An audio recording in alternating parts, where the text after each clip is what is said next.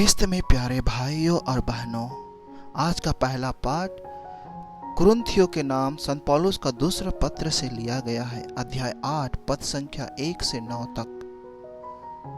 भाइयों, मैं आप लोगों को उस अनुग्रह के विषय में बताना चाहता हूँ जिसे ईश्वर ने मकेदोनिया की कलीसिया वासियों को प्रदान किया है। संकटों की अग्नि परीक्षा में भी उनका आनंद अपार रहा और तंगहाली में रहते हुए भी उन्होंने बड़ी उदारता का परिचय दिया है। उन्होंने अपने सामर्थ्य के अनुसार और उससे भी अधिक चंदा दिया है। उन्होंने बड़े आग्रह से मुझसे अनुरोध किया कि उन्हें भी संतों की सहायता के लिए चंदा देने का सौभाग्य मिले। वे अपनी उदारता में हमारी आशा से बहुत अधिक आगे बढ़ गए। उन्होंने पहले ईश्वर के प्रति और बाद में ईश्वर की इच्छानुसार हमारे प्रति अपने को अर्पित किया। इसलिए हमने तीतुस से अनुरोध किया कि उन्होंने जिस प्रकार का कार्य प्रवर्तित किया था वह उसे आपके बीच पूरा कर दे। आप हर बात में विश्वास, अभिव्यक्त ज्ञान, सब प्रकार की धर्म सेवा और हमारे प्रति प्रेम में बढ़े चढ़े हैं। इसलिए आप लोगों को इस परोपकार में भी बड़ी उदारता दिखानी चाहिए। मैं इस संबंध में कोई आदेश नहीं दे रहा हूँ, बल्कि दूसरे लोगों की उदारता की चर्चा कर मैं आपके सच्चे प्रेम की परीक्षा लेना चाहता हूँ। आप हमारे प्रभु यीशु मसीह की उदारता जानते हैं। वह धनी थे, किंतु आप लोगों के कारण निर्धन बन गए, जिससे आप उनकी निर्धनता द्वारा धनी बन जाए। सुसमाचार सन्मति के अनुसार अध्याय 5 पद संख्या 43 से 48 तक। तुम लोगों ने सुना है कि कहा गया है, अपने पड़ोसियों से प्रेम करो और अपने बैरी से बैर। परंतु मैं तुमसे कहता हूँ, अपने शत्रुओं से प्रेम करो और जो तुम पर अत्याचार करते हैं उनके लिए प्रार्थना करो। इससे तुम अपने स्वर्गिक पिता की संतान बन जाओगे, क्योंकि वह भले और बुरे दोनों पर अपना सूर्य उगाता तथा धर्मी और अधर्मी दोनों पर पानी बरसाता है। यदि तुम उन्हीं से प्रेम करते हो जो तुमसे प्रेम करते हैं, तो पुरस्कार का दावा कैसे कर सकते हो? क्या नाकेदार भी ऐसा नहीं करते?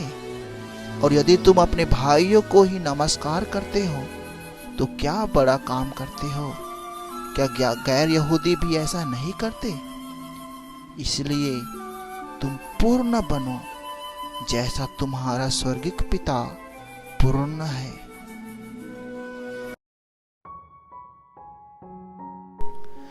ख्रिस्त में प्यारे भाइयों और बहनों, हम में से शायद ही कोई ऐसा होगा जो अपने एक गाल पर किसी के थप्पड़ मारने पर दूसरा भी उसके सामने कर देगा। उल्टा शत्रु के गालों पर एक के बदले 2 थप्पड़ जमा देगा। परंतु यीशु हमसे कहते हैं, यदि कोई तुम्हारे दाहिने गाल पर थप्पड़ मारे तो दूसरा भी उसके सामने कर दो। क्या अपने शत्रु पर विजय पाने का यही तरीका है? यीशु फिर कहते हैं, अपने शत्रुओं से प्रेम करो और जो तुम पर अत्याचार करते हैं उनके लिए प्रार्थना करो। साधारण मनुष्य को यह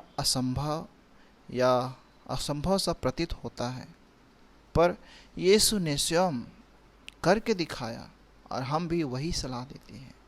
यद्यपि यीशु का यह सिद्धांत व्यवहारिक रूप से मुश्किल जान पड़ता है, परंतु हमारे लिए एक ललकार है जो हमारे अंतरतम में प्रश्न चिन्ह लगाया है।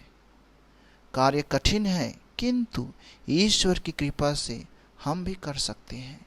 ऐसी चुनौतियों का सामना हम तभी कर पाएंगे जब हम में अच्छे गुण और हिम्मत हो।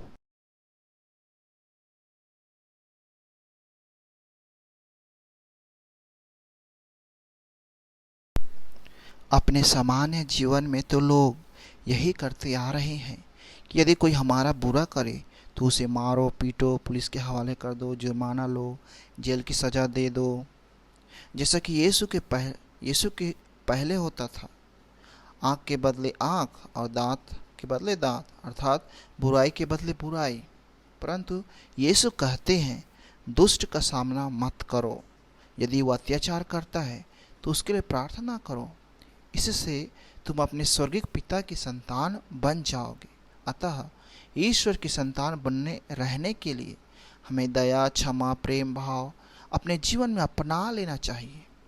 संसार में सबका विचार, बात, व्यवहार एक ही तो नहीं हो सकता।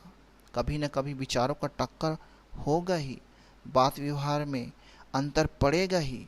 लोगों के बीच एक सफल खुशहाल जीवन जीने के लिए धीरज, सहनशीलता, भाईचारा का गुण अपना ले तो इसमें हमारा ही भलाई है। बात बात में टक्कर, मनमुटाव होने से क्या लाभ।